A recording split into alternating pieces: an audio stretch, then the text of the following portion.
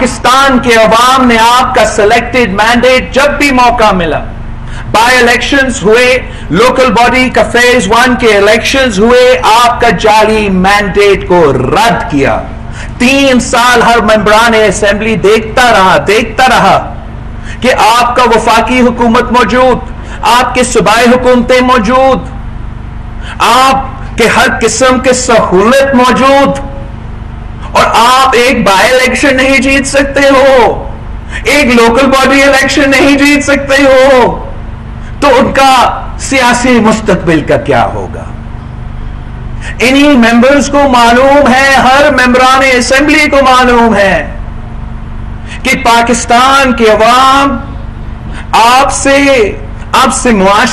کی معاشی پالیسی سے نفرت کرتے ہیں، ہر اس شخص سے نفرت کرتے ہیں جو آپ کے سہولت کار 3 سال سے بنے تھے۔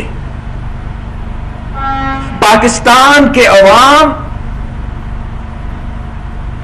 ہر اس ممبر کو معاف نہیں کریں گے جو آپ کو ووٹ دے گا۔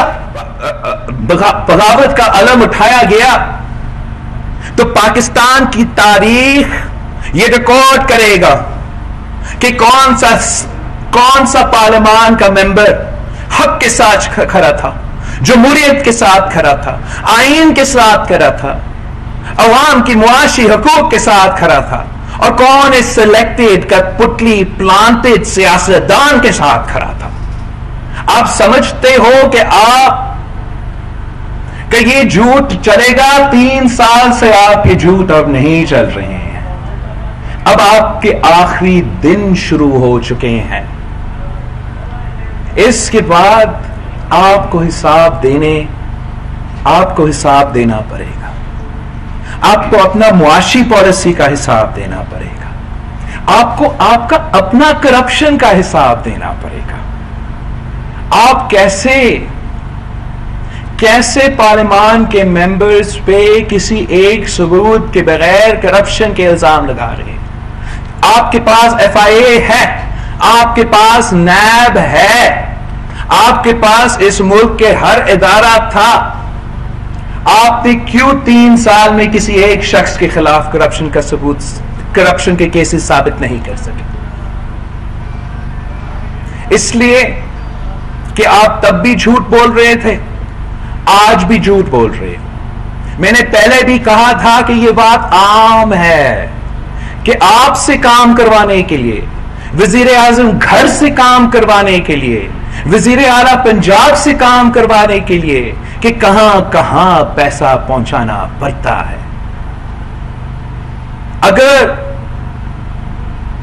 کرپشن کا حساب مانگا جاتا ہے تو آپ کا فارن فنڈنگ کیس کا کرپشن کا حساب مانگا جا رہا ہے، چینی چوری، آٹا چوری، پیٹرول چوری کا کرپشن کا حساب مانگا جا رہا ہے۔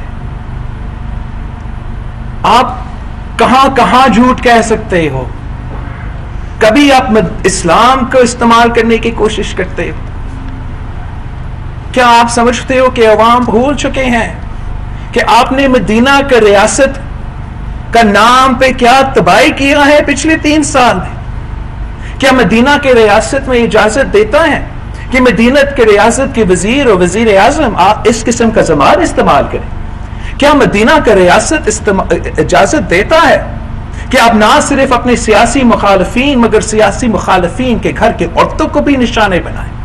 کیا مدینہ کا ریاست یہ اجازت دیتا ہے کہ غریب کو تکلیف دے مگر امیروں کو ریلیف دے؟ کیا مدینہ کا ریاست یہ اجازت دیتا ہے کہ ظالم کے سامنے ہم جھکے؟ کیا مدینہ کے ریاست میں یہ ہو سکتا ہے کہ پاکستان کی عام آدمی بھوک کی وجہ سے پریشان ہو؟ یہ مدینہ کا ریاست نہیں ہے، اور آپ یہ لفظ استعمال کرنا بند کر دے۔ پاکستان کے عوام آپ کو پہچان چکی ہیں، اور آپ کا جو فارن پالیسی کا کارڈ ہے، آپ یہ نہیں سمجھو کہ آپ بھٹو بن سکتے ہو، نقل کے لیے عقل کی ضرورت ہوتا ہے.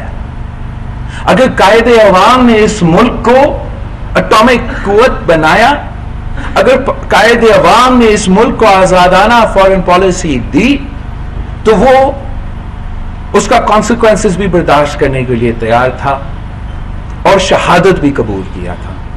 اگر شہید محترمہ بینظیر بھٹو نے اس ملک کو میسائل ٹیکنالوجی دلوائی تو نہ صرف اس ملک کے لیے جدوجہد کی مگر ڈیلیور بھی کر دی اور پھر اس کا بھی کانسیکوینسز بھگتنے کے لیے تیار تھی.